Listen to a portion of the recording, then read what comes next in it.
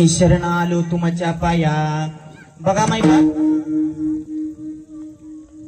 असणारा श्री संत सद्गुरु बाळूम्मा गोशाळा धर्मपुरी या गोशाळेचा असणारा तिसरा वर्धापन दिन.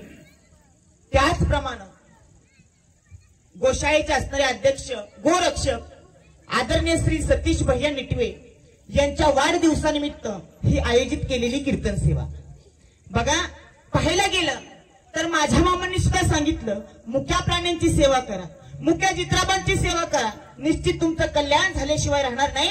आणि त्या तत्वावर मामांनी सांगितलं त्याच तत्वावर चालणारं जर आपल्या तालुक्यातील कोणतं गाव असेल तर श्री संत सद्गुरु बाळूम्मा गोशाळा धर्मपुरी. बघा त्यावेळी तेवढे धन्यवाद महाराज कमी. कारण जर पाहायला गेलं दुष्काळाच्या दिवसामध्ये किंवा आता जरी अन्न पाणी जनावरांना असलं तरी आपल्या घरची चित्राब सांभाळायला आपल्याला नको नकोसं होतं. परंतु मामांच्या आशीर्वादानं आणि मामाच्या सामर्थ्यानं मामाच्या शक्तीनं आज जवळपास 55 ते 60 गाई त्यांचं संगोपन या ठिकाणी चालू आहे. पाहायला गेलं ना द्यावे तेवढे धन्यवाद या ठिकाणी कमी आहेत महाराज. मामांनी तर सांगितलं मुक्या प्राण्यांची सेवा करा, भक्ती करा. आणि त्या अनुषंगानं महाराज सेवेसाठी निवडलेला अभंग देहूचे सुप्रसिद्ध साधू वैराग्याचं मूर्तिमंत उदाहरण आणि वारकरी संप्रदायाचे असणारे कळस जगद्गुरु जगदवंदनीय श्रीमंत तुकोबराय यांचा 4 चरणाचा सर्वांच्या पाठ्यात असणारा अभंग आहे. बघा या अभंगातून महाराज तुम्हाला आम्हाला सांगतात ह्याची थोर भक्ती आवडते देवा आणि संकल्पावी माया संसाराची. अभंग अतिशय सोपा आहे, सगळ्यांच्या पाठात असणार आहे. भगवंताला भक्ती कोणती आवडते, कोणत्या पद्धतीने भक्ती केली पाहिजे, त्या देवाला आवडेल का नाही हे आपल्याला समजलं पाहिजे. मग त्या देवाला भक्ती कोणती आवडते तर ह्याची थोर भक्ती आवडते देवा आणि संकल्पावी माया संसाराची. बघा संसारावरचं प्रेम काढायचं आणि भगवंतावरती लावायचं. आपण प्रेम करतो पण कुठं संसारावरती करतो. पण त्या संसारातून सुख आहे का हो, हाय का सुख? बसलेला वर्ग मिळतंय का सुख त्या प्रपंचात? अहो दुःख बांधवडी आहे या संसार, सुखाचा विचार नाही कोटे. केव्हा संसार दुःखामुळं चहूकडे इंगळ, विश्रांती नाही कोटे, रात्रंदिवस तळमळ. या संसारामध्ये रात्रंदिवस तळमळ आहे, दुःख बांधवडी हा संसार आहे. पण आपलं प्रेम त्याच संसारावरती आहे महाराज. पण त्या संसारावरचं प्रेम काढा गड्या आणि भगवंतावरती लावा. ह्याची थोर भक्ती आवडते देवा आणि संकल्पावी माया संसाराची. मग भगवंताने तुम्हा आम्हाला जसं या आनंदामध्ये ठेवलंय तसं राहायचं, त्या देवाचे आभार मानायचं. जास्त कोणत्या गोष्टीचा विचार करत बसायचं नाही. जे झालंय ते भगवंताच्या इच्छेने झालंय, जे होईल ते भगवंताच्या इच्छेने होईल आणि जे चाललंय ते भगवंताच्याच इच्छेने चाललंय. एवढा भाव मनामध्ये ठेवायचा. ठेविले आनंद तैसीची राहावी आणि चित्ती असू द्यावे समाधान. समाधान वाटून द्यायचं आपल्या मनाला. काल काय झालं याचा विचार करायचा नाही, उद्या काय होईल याचा विचार करायचा नाही. आताच्या चालूच्या स्थितीला मन आनंदी ठेवायचं, त्या भगवंताच्या दरबारामध्ये रमून जायचं आणि आपल्या चित्तामध्ये सदैव समाधान असून ठेविले आनंद तैसीची राहावे चित्ती असू द्यावे समाधान. आता बसलेली लोक म्हणतील महाराज तुम्ही सांगताय संसारावरचं प्रेम काढा, भगवंतावरती लावा, समाधानी तर राहावा. मग आम्ही संसार करायचा का नाही? पण ऐका संसार होत असतो आणि करावा लागतो तो परमार्थ. पण लोक म्हणतात परमार्थ खूप अवघड आहे, पण परमार्थासारखं मोक्षरूपी साधन या जगात दुसरं कुठलं नाही महाराज. एक जण रेल्वेमध्ये बसला, रेल्वेमध्ये प्रवास करत असताना त्याच्या हातामध्ये एक बॅग होती. बॅग मग त्यानं काय केलं माहितीये का, ती बॅग डोक्यावर घेतली. दुसरा माणूस त्याला हसू लागला, म्हणला तुला वेळ लागलं का काय, बॅग डोक्यावर काय घेतली? म्हणलं रेल्वेला वज कशाला. आता मला सांगा गड्या, बॅग रेल्वे ठेवली काय आणि डोक्यावर घेतली काय, वज कोणाला आहे? रेल्वेलाच आहे. तसं तुम्ही संसार जरी डोक्यावरती घेतला तरी वज कोणाला आहे? पांडुरंगाला आहे. घालून या भार राहिलो निश्चिती आणि निर्विले सर्दी विठोबस. म्हणून सखी माई बाप भगवंताचं सदैव नामस्मरण मुखामध्ये राहू द्या, समाधानी राहा. अहो हा संसार आहे, काय गोष्टींची कमी होईल, काय गोष्टींची ज्यादा होईल, पण त्याचं दुःख मनाला वाटून देऊ नका गड्या. बघा वाक्य नीट लक्ष देऊन ऐका. काय गोष्टींची हानी होईल, आपल्या जीवनामध्ये काय गोष्टींचा चढउतार होईल, पण ते आपलं प्रारब्ध कर्म आहे, ते आपल्याला भोगावंच लागणार. बरं कर्म कुणाला चुकले? तुम्हाला चुकलं नाही, मला चुकलं नाही, देवाला चुकलं नाही, देवाच्या बापापर्यंत गेले बघा हे. पण कर्म महाराज कुणाला चुकत नाही, मग ते आपल्याला का चुकल? केले कर्म झाले, त्याची भोग आले, उपजले मेले ऐसे किती. किंवा भोग तो न घडे संचिता वाचुनी, करावे ते मनी समाधान, म्हणून ये मनी मानू नाही खेदू, म्हणावा गोविंदू वेळोवेळ. सदैव त्या भगवंताचं नामस्मरण करा. माझं सांगण्याचं तात्पर्य काय, अभंगाच्या 3ऱ्या चरणामध्ये महाराज सांगतात काही गोष्टींचा चढउतार होईल, पण त्याचं दुःख मनाला वाटून देऊ नका, कारण ते संचित कर्म आहे. वाहिला उद्वेग दुःखाची केवळ, आणि भोग नेते फळ संचिताचे. मग बघा तुम्ही म्हणताय महाराज संसारावरचं प्रेम काढलं, भगवंतावरती लावलं, ठीक आहे, समाधानी राहिलं, ठीक आहे. बरं जे फळ भोगायचंय, जो वनवास भोगाय तो पण ठीक आहे, ते संचित कर्म आहे, बरोबर आहे. मग या संसाराचं करायचं तरी काय? तू का म्हणे घालू तयावरी भार, आणि वाहू संसार देवापायी. आता संसार देवापायी व्हायचा म्हणजे घरातल्या वस्तू आणायच्या आणि इथं ठेवायचं असं नाही. बघा महाराज एक वारकरी वारी करत चालला होता, आणि वारी करत जात असताना एक श्रीमंत माणूस त्याच्या जवळ आला. बरं आला तो आला, मोकळा नाही बरं का. एक 35 किलो वजनाचं गाठोडं घेतलं आणि त्या श्रीमंत वारकऱ्याच्या डोक्यावर ठेवलं. श्रीमंत माणसानं वारकरी बुवा म्हणले असं का करताय? श्रीमंत माणूस म्हणाला तुमचे संत महात्मे सांगून गेले, तू का म्हणे माझे तुम्हा संत. वारकरी पण हुशार होता, डोक्यावरचं गाठोडं घेतलं, खाली ठेवलं, त्या श्रीमंत माणसाची कॉलर पकडली आणि सणा 4-5 मुस्काडीत लावून दिल्या. श्रीमंत माणूस म्हणाला बाबा, वारकरी बाबा तुम्ही काय करताय? वारकरी बाबा म्हणले आमचे पण महाराज सांगून गेलेत, तू का म्हणे ऐसणारा मोजूनी माराव्या पैजारा. म्हणजे जसं तसं उत्तर ही देता येतं. माझं सांगण्याचं तात्पर्य काय, महाराज सांगतात तू का म्हणे घालू तयावरी भार, आणि वाहू संसार देवापायी. सदैव त्या भगवंताचं नामस्मरण करा, त्या देवाला आपलं करा, भक्ती करा, ठेविले अनंत तैसीच राहावे चित्ते असू द्यावे समाधान. अभंगाचा सरळ भावार्थ विठ्ठल. बघा तसं जर पाहायला गेलं तर जगाच्या आगळा वेगळा देव म्हणजे माझा मामा आहे. माझ्या मामाने त्यावेळेला सांगितलेलं आहे, बाळू धनगर हा जगाला द्यायला आलेला देव, जगाचं घ्यायला आलेला देव म्हणजे बाळू धनगर नाही. मामा आपल्याला द्यायला आलेत, फक्त आपल्याला घ्यायचं कळलं पाहिजे महाराज. आपण जर एक हातानं दिलं 10 हातानं देणारा माझा मामा आहे. म्हणून साठी या मामांची भक्ती करा, या मामांची सेवा करा, निश्चित आयुष्यात आपल्याला कधीच काय महाराज कमी पडणार नाही. जर पाहायला गेलं तर आज 19 पालख्या माझ्या मामाच्या अख्ख्या विश्वामध्ये भ्रमंती करतात. जगाच्या पाठीवरचं आत्मापुरी देवस्थान, या देवस्थानाचं जगामध्ये फिरताना छत्र चालू आहे. त्याच्या पाठीमागचं कारण असं आहे, मामाच्या प्रसादाला महत्व आहे. प म्हणजे परमेश्वर, सा म्हणजे साक्षात, आणि द म्हणजे दर्शन. माझ्या मामाच्या कन्या खाल्ल्या, माझ्या मामाचा प्रसाद खाल्ला तर परमेश्वराचं साक्षात दर्शन होतं बघा. म्हणून मामांचा प्रसाद कधीही डावलून जायचं नाही. प्रसादामध्ये मामाच्या खूप ताकद आहे. दीनदुबळ्याला मामा रक्षिती, निपुत्रिकाला मामा संतान देती, कन्या रोग्याला औषधी होती, भंडाऱ्याचा महिमा वर्णावा किती. मामाच्या दरबारामध्ये कन्याला महत्व आहे. बघा एक लग्न झालेलं जोडपं मामांच्या दर्शनासाठी आलं, आणि दर्शनाला आल्यानंतर त्यांनी मामांचं दर्शन घेतलं. दर्शन घेतल्यानंतर मामा म्हणले अरे कन्या खाल्ल्या का? ही जोडपं म्हणायचं मामा आमचा उपवास आहे. अरे असू दे कन्या खा. मामा आम्हाला कन्या नको. अरे कन्या खा. मामा कन्या नको. अरे कन्या खा म्हणतोय नव, मामा कन्या नको. मग मामा पण विनोदानं काय म्हणले माहित आहे का? अरे रांडच्या तुला कन्याच होतील बघ. 7 वर्षानं जोडपं मामांच्या दर्शनाला आलं, मामांना नमस्कार केला, म्हणले मामा आमचं चुकलं, तुमच्या दरबारातल्या कन्या खाल्ल्या नाहीत मामा, मला 5 मुलीच झाल्या बघा. म्हणले मामा माफ करा.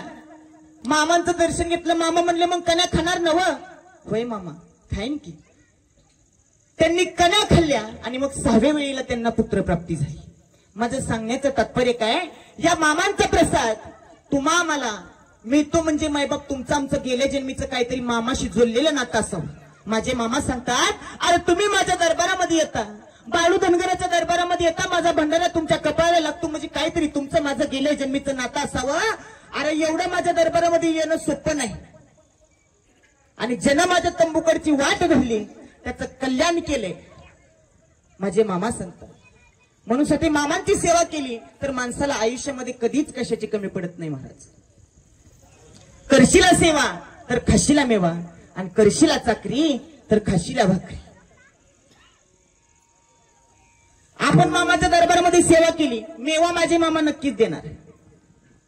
आणि जर एखादा जर म्हणला मामांची सेवा केली आणि मामांची सेवा करून मला माझ्या सेवेचं फळ मिळालं नाही, माझे मामा सांगतात त्या उंडगीच्या सेवेची गरज या बाळू धनगराला नाही. बघा, आपण जरी मामाच्या दरबारामध्ये सेवा करत असलो तरी मामावर उपकार करत नाही. मामा ही कधीच कुणाचं उदार ठेवत नाही, कधी ठेवलं नाही आणि कधी ठेवणार नाही. कुणाच्या सेवेचा उदार असा आहे माझ्या संत सद्गुरू बाळूमामांचा दरबार. कधीच माझे मामा कुणाचे उदार ठेवत नाही. जशी सेवा केली तसा मेवा माझा मामा देतो. ऐका, आपण जरी मामाच्या दरबारामध्ये सेवा करत असलो तरी माझे मामा सांगतात, अरे तुम्ही माझ्या इथं सेवा करताय म्हणजे माझ्यावर उपकार करत नाही. तुम्ही जरी इथं सेवा करत असला तरी मला तुमच्या घरी जावं लागतं या, घराच्या साधीमध्ये मला सरपंच रूप घ्यावं लागतं या, आणि तुमच्या घराचं रक्षण करावं लागतं या. रांडाच्यानं एवढंच नाही, तुमची लेकरं बाळ घरी उपाशी मरत्याल म्हणून मला तुमच्या चुलीमध्ये अग्नीचं रूप घ्यावं लागते आणि तुमच्या घरातलं अन्न शिजवावं लागतंय. अरे कशा करता, तुमची लेकरं बाळ उपाशी मरू नये म्हणून. मग यापेक्षा मामांनी तुमच्या आमच्यासाठी काय करावं गड. बरं, मामा म्हणजे काय साधं सुद्धा देवस्थान नाही. 19 पालख्यावरच्या मूर्त्या बघा, मामांच्या फोटोमध्ये हात बघा, मामांचे हात असे आहेत. मोकळ्या हाताने देणारा देव म्हणजे माझा मामा आहे. बरं, मामांचा अवतार कोणाचा आहे? महादेवाचा आहे. महादेवाचा अवतार आहे माझ्या मामांचा. म्हणून मामांच्या भेटीला सुद्धा भूत येतात. शंकराच्या लग्नामध्ये भूत नाचत होती, भूत वेताळ नाचती, हर्षयुक्त उमापती. माझा मामा अवतार शंकराचा म्हणून मामाच्या भेटीला सुद्धा भूत येतात. एवढंच नाही, तिन्ही लोकांमध्ये माझ्या मामाचा गाजावाज आहे, ब्रह्मांडामध्ये माझ्या मामाचा गाजावाज आहे. एवढं सोपं आहे का? मामांच्या काळ्या घोंगडीचा आपल्याला आधार आहे. आधार महाराज, तिन्ही लोकी आहे ज्याचा गाजावाजा, तिन्ही लोकी आहे ज्याचा गाजावाजा, योगियांचा योगी बाळू मामा माझा, योगियांचा योगी बाळू मामा माझा. काय सांगू महिमा माझ्या संत माऊलीचा, वाटतो आधार मजला काळ्या घोगडीचा. तिन्ही लोकी आहे ज्याचा गाजावाजा, योगियांचा योगी बाळू मामा माझा. तिन्ही लोकांमध्ये माझ्या मामाचा गाजावाज आहे. बघा, आता तुम्ही म्हणाल महाराज तुम्ही हे सगळं या ठिकाणी कसं घेताय, पण माझ्या मामांना जे आवडतं ते या ठिकाणी केलं पाहिजे बरं का. मग माझ्या मामांना आवडायचं काय? सुंबरान. माझ्या मामांना आवडायचं काय? गजी ढोल. माझ्या मामांना आवडायचं काय? धनगरी ओव्या. कीर्तन भजनाची पण फार आवड होती माझ्या मामांना. मामा कीर्तनामध्ये विणा घेऊन उभा राहत होते. पहाटेच्या 4-4 वाजेपर्यंत मामाने कीर्तनामध्ये विणा घेतलाय. मामांना अगदी फार प्रचंड आवड होती. कीर्तन भजनाची होती, सुंबरानाची होती, धनगरी ओव्याची होती, गजी ढोलाची होती. ते सुंबरान कशा पद्धतीचं होत आहे का? सुंबरान मांडल गा, सुंबरान मांडल, आहा सुंबरान मांडल गा, सुंबरान मांडल,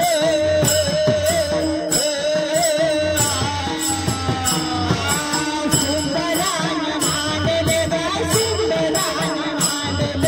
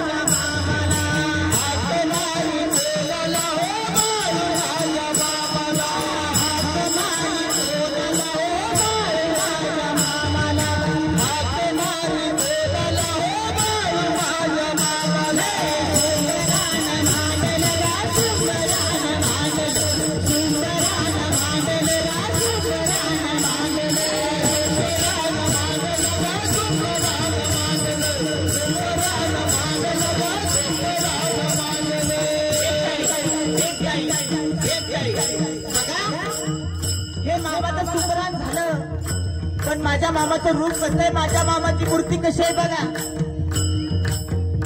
माझ्या मामा याचं रूप कसं दिसत सागर, माझ्या देवा याचं रूप कसं दिसत सागर.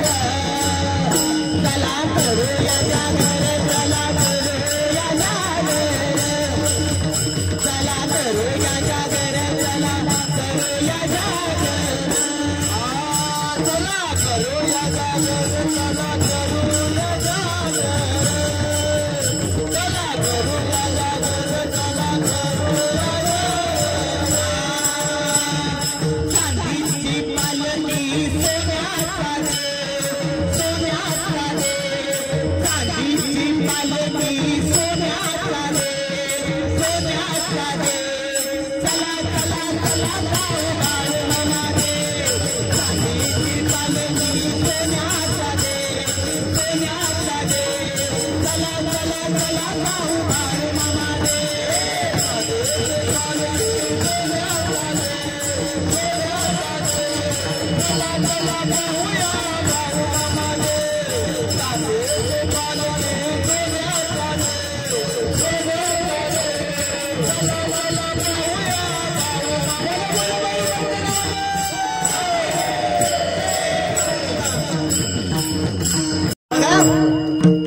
माझे सांगण्याचं तात्पर्य काय, माझे मामा सांगतात माझी भक्ती करण्यासाठी मला लाखो रुपयाची गरज नाही, तुझ्या धन दौलतीची गरज नाही. अरे माझ्या फोटो समोर साधा एक उदबत्ती, गुळाचा खडा आणि साधी मला उदबत्ती जरी ओवाळली तरी ती माझ्यापर्यंत पोचते आहे का. माझी भक्ती करण्यासाठी लाखानं रुपये देण्याची गरज नाही बघ.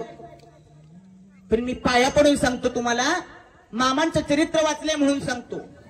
माझे मामा सांगतात जो कोणी मला रुपया देतो नव त्याला मी 10 रुपये देतो आहे, जो मला 10 देतो आहे त्याला मी 100 देतो आहे, जो 100 देतो त्याला 1000 देतो आणि जो मला 1000 देतो त्याला लाखानं द्यायसाठी बाळोदनगर या तळावर बसलाय. बघा मी म्हणणार नाही तुम्हाला तुमचं 10 एकरात निघल्यावर उत्पन्न सगळं इथं आणि दान करा, पण आपल्या संपत्तीतला थोडा का होईना भाग देव कार्यासाठी खर्च करा गड्या,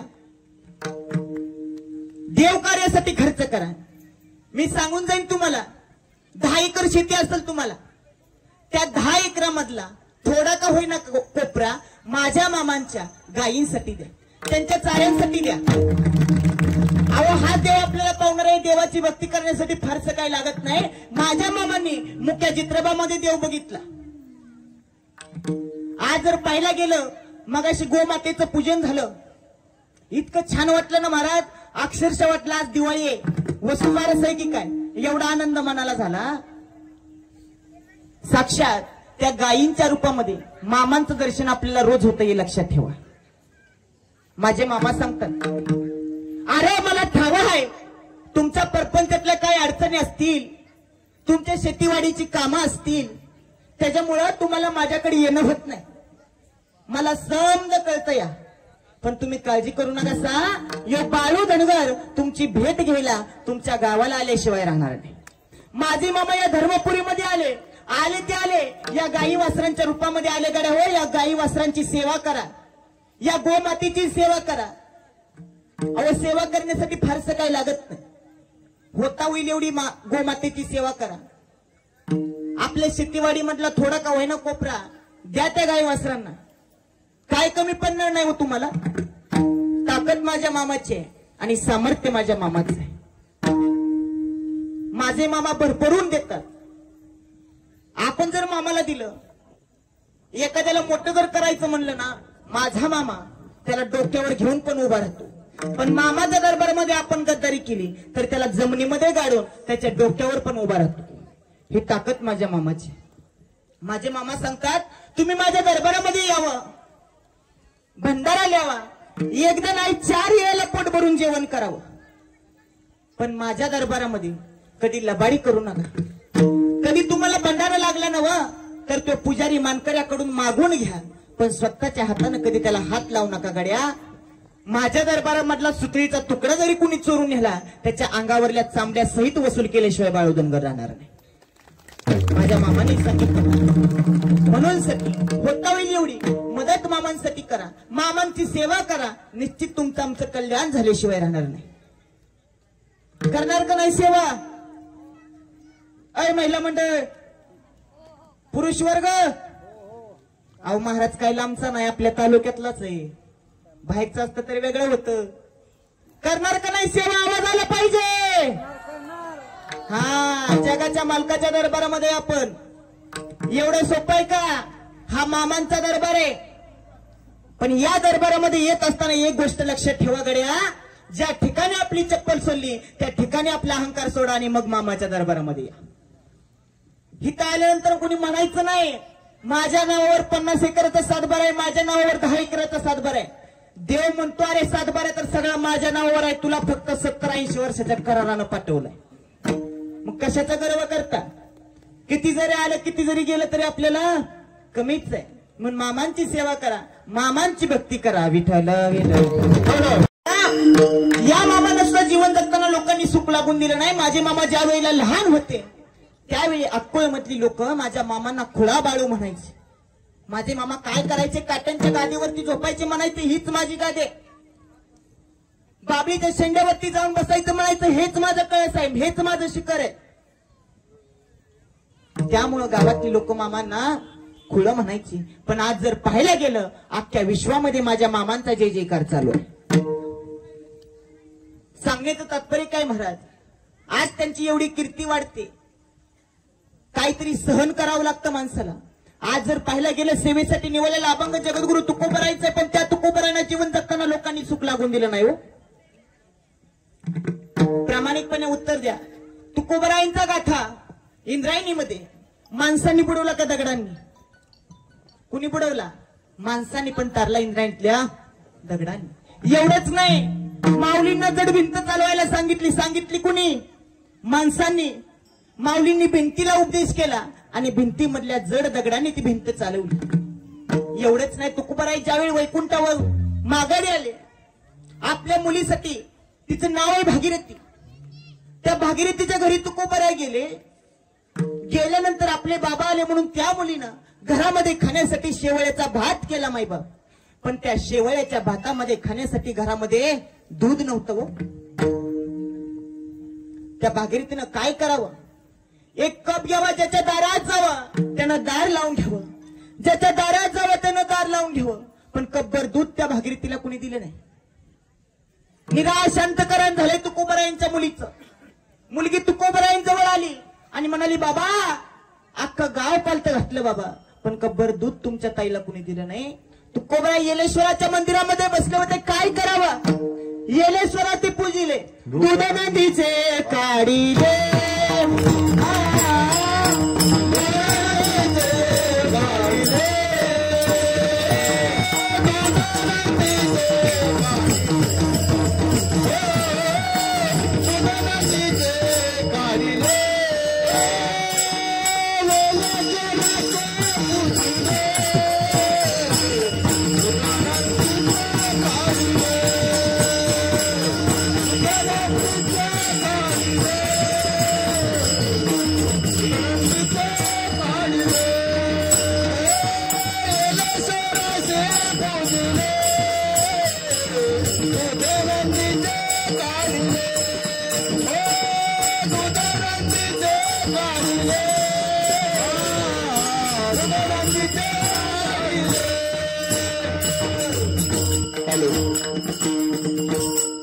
येलेश्वरा ते पूजिले, दूध नंदीचे काढी.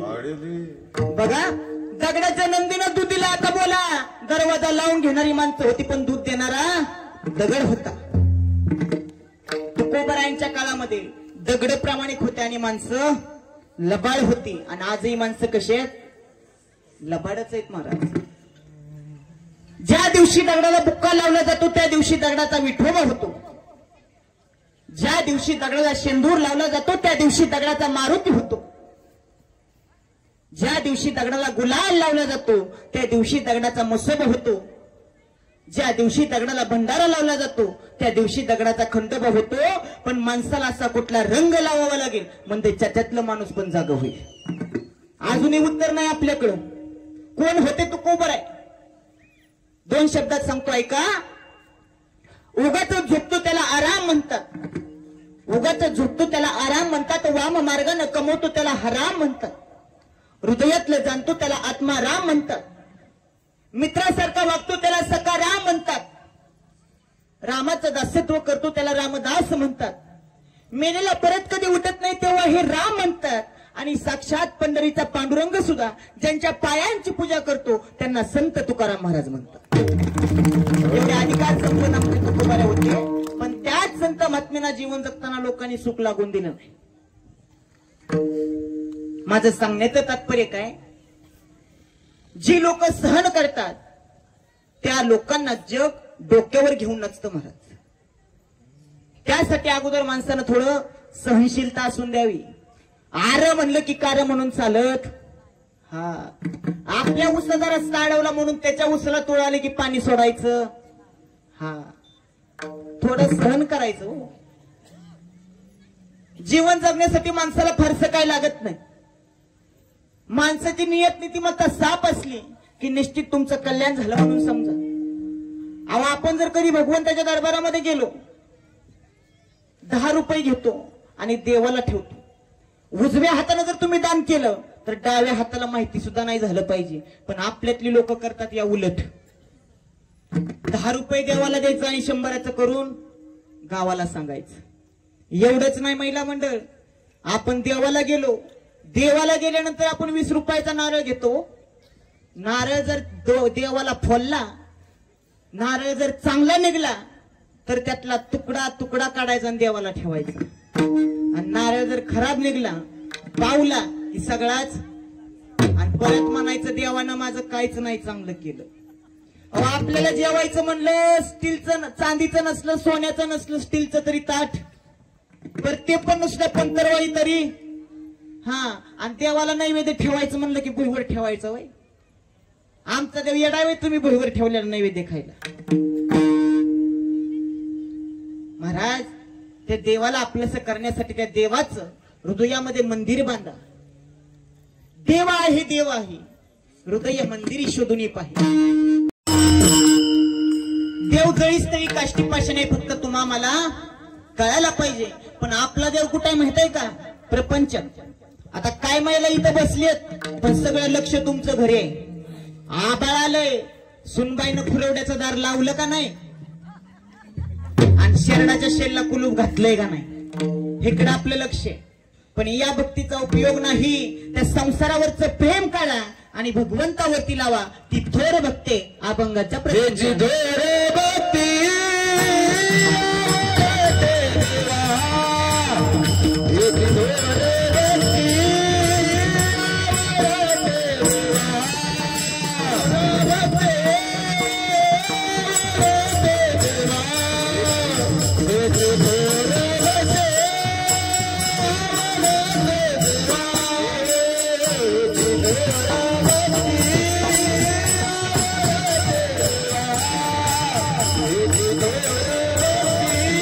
आवडते देवा आणि संकल्पावी माया संसाराची, ठेविली अनंत तैसीची राहावी चित्ते असू द्यावे समाधान. संसारावरचं प्रेम काढा, भगवंतावरती लावा. ती थोर भक्ते.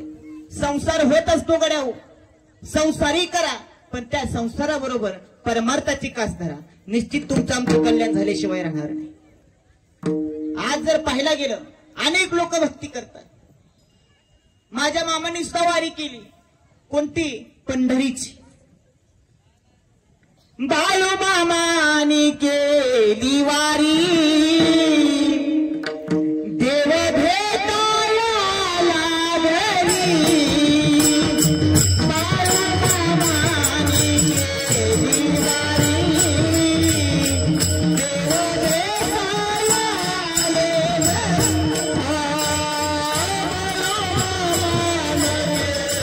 वारी, देव भेटायला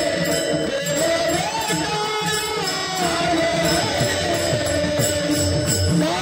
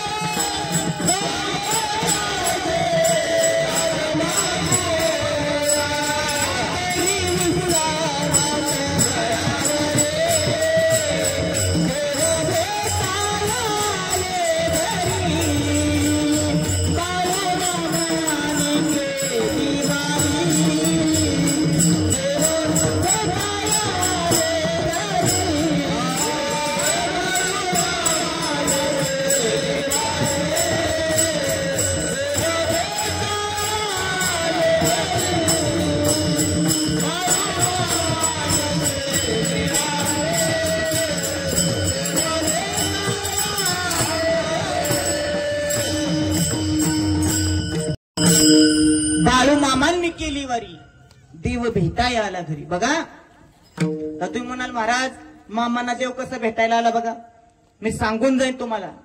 पंढरीचा पांडुरंग एकादशीच्या दिवशी मामांच्या तळावर असतो. बघा बघा एक प्रसंग आहे मामांच्या जीवनातील. एका जमीनदाराच्या शेतामध्ये मामांची बकरी बसली होती. तो जमीनदार जरा मामांना कमी लेखायचा हो. मामांच्या बकऱ्यांची तो सेवा करत नव्हता. जरा मामांना कमी लेखायचा, म्हणायचा कोण कुठला हा धनगर, या धनगराचं काय खरंय असं मामांना म्हणायचं. पण मामा त्याला अजिबात माघारी काय बोलत नव्हते. एक दिवस असा आला, एकादशीच्या दिवशी तो जमीनदार पंढरपूरला निघाला आणि जाताना मामांना सांगितलं, ए धनगरा ऐक, मी पंढरपूरच्या वारीला चाललो आहे. इथली माझ्या शेतातली नीटनीटकी काळजी घे, बकरी दुसऱ्याच्या शेतामध्ये जाऊ देऊ नगस. मामा म्हणाले, ए जमीनदारा ठीक आहे, पण तिकडे चाललायस ना व, तर एक काम कर, ही माझ्या जवळचा 2 रुपये घे आणि ज्या वेळेला चंद्रभागेमध्ये जाशील त्यावेळी त्या चंद्रभागेला सांग बाळू धनगरानं तुझ्या साडी चोळीसाठी 2 रुपये दिलायत म्हणून. जमीनदार म्हणाला ठीक आहे. ते 2 रुपये घेतले. म्हणला आता या धनगराचं काय खरंय, तरी पण आपल्या कमरेला ते 2 रुपये ठेवले. पंढरपूरमध्ये गेला. पंढरपूरमध्ये गेल्यानंतर चंद्रभागेमध्ये गेला. चंद्रभागेचं स्नान केलं आणि चंद्रभागेमधून बाहेर निघणार एवढ्यात त्याच्या डोक्यामध्ये आलं, ह्या धनगराने आपल्याला 2 रुपये दिले. ते 2 रुपये या चंद्रभागेला द्यायचे. ते 2 रुपये काढले आणि चंद्रभागेला म्हणाला, हे चंद्रभागे, बाळू धनगरानं तुझ्या साडी चोळीसाठी हे 2 रुपये दिले. जसं 2 रुपये महाराज त्या चंद्रभागेमध्ये टाकलं तसं काकणा घातलेला, बांगड्या घातलेला हात त्या चंद्रभागेमधून वर आला आणि ते 2 रुपये हातामध्ये घेतले. ती साक्षात चंद्रभागा होती. त्याच्या डोक्यामध्ये विचार आला, अरे हा धनगर म्हणजे सामान्य धनगर नव्हे. पांडुरंगाच्या दरबारामध्ये गेला, दर्शन रांगेला उभा राहिला, पण डोक्यामध्ये एकच विचार, चित्त त्याचं थऱ्यावरती नव्हतं. तो हात वरती आलेला कोणता हात असेल, कुणी घेतले असतील ते 2 रुपये. दर्शन घेतलं, बाहेर आला आणि घराकडे जाताना विचार आला मनामध्ये, आता कळसाचं दर्शन घ्यावं. कळसाकडे तोंड फिरवलं, जसं कळसाचं दर्शन घेतलं तसं जगाचा मालक आदमापूरचा राजा देव माझा बाळूमामा त्या शिखरावर त्रिशूळ घेऊन उभा होता. तिथं दर्शन घेतलं त्या जमीनदारानं. धावत पळत शेतामध्ये आला, मामांच्या समोर नाक घासलं. म्हणाला, मामा तुम्हाला ओळखण्यामध्ये माझी मामा चुकी झाली, मला माफ करा मामा, मला क्षमा करा. माझं सांगण्याचं तात्पर्य काय, देव कोणत्याही रूपामध्ये येईल, तुम्हा मला आशीर्वाद देऊन जाईल.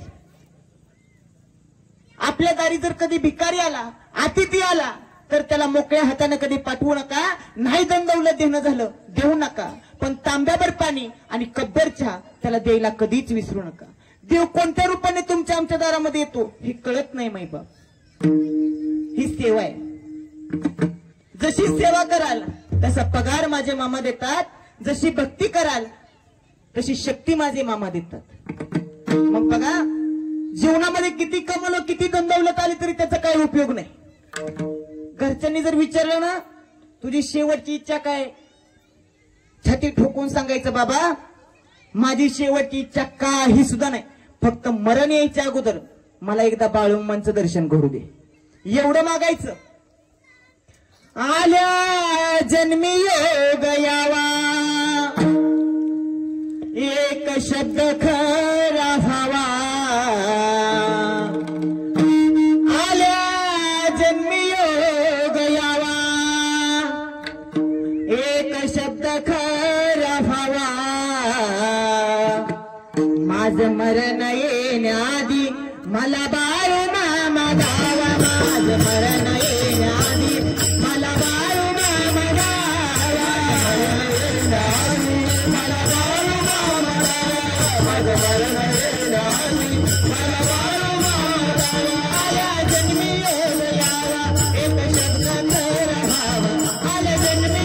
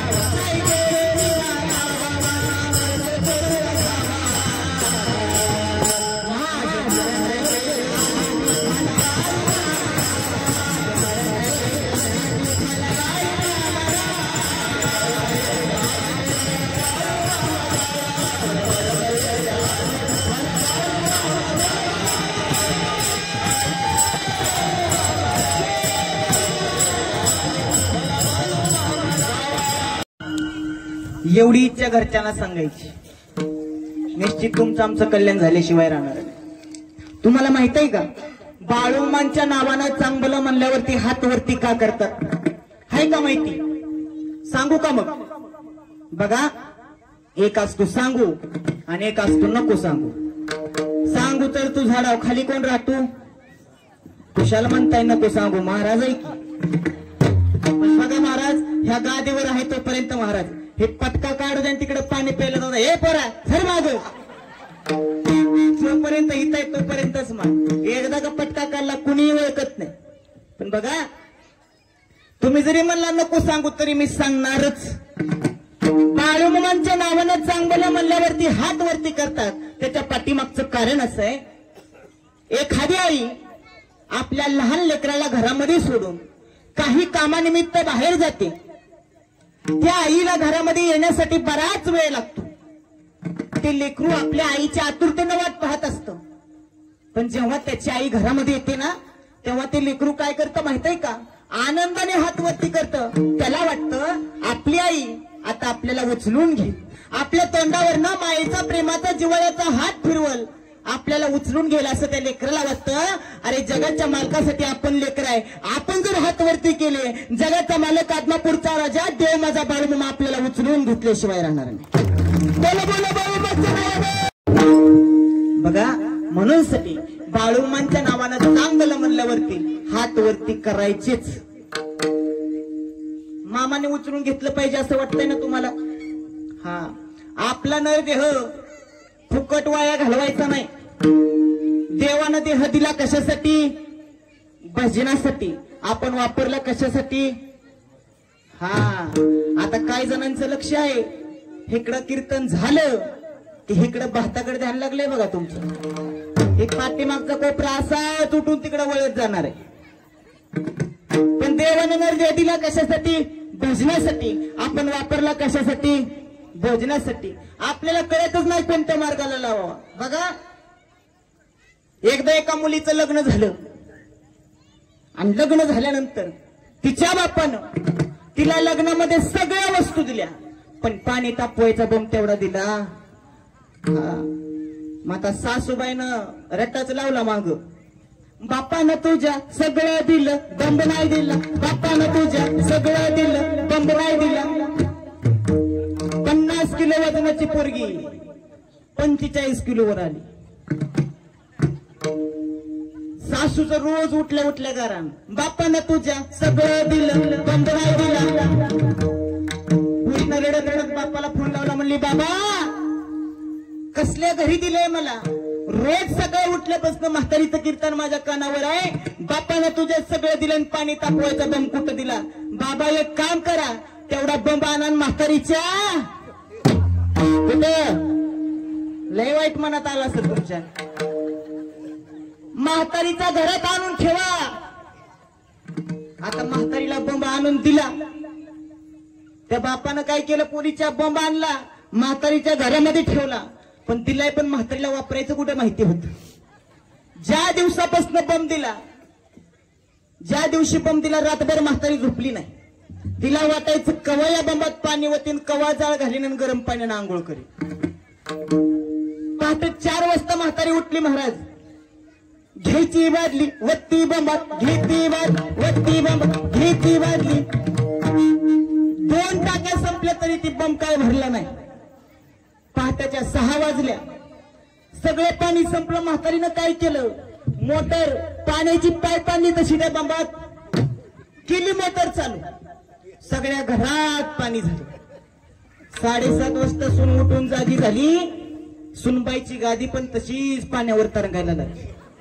सुनबाई उठून विचार करते, बया एवढ्या रातचं कडकाड नाही, धडधड नाही, एवढं पाणी घरात आलं तरी कुठं? कशी तर त्या गुडगाभर पाण्यातनं सुनवाट बाहेर काढत गेली. बघती जिथं जाळ घालायचा तिथं या म्हातारीनं मोटरची पाईप लावली होती. माझं सांगण्याचं तात्पर्य काय? म्हातारीला बंब दिला, पण वापरायचा कळाला का? नाही कळाला. या भगवंतानं सुंदर असा नरदेह तुम्हा आम्हाला दिला, पण वापरायचा कळाला का? देव दिला देह भजना देवता, देव दिला देह भजना देवता, देव दिला देह भजना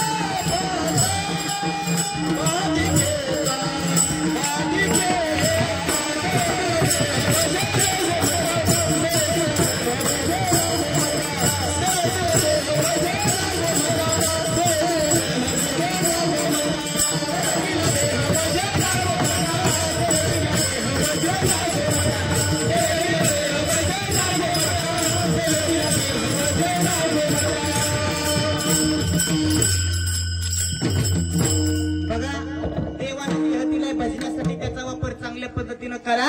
त्या भगवंताचं नामस्मरण कधीही करायला विसरू नका. जसं त्या भगवंतानं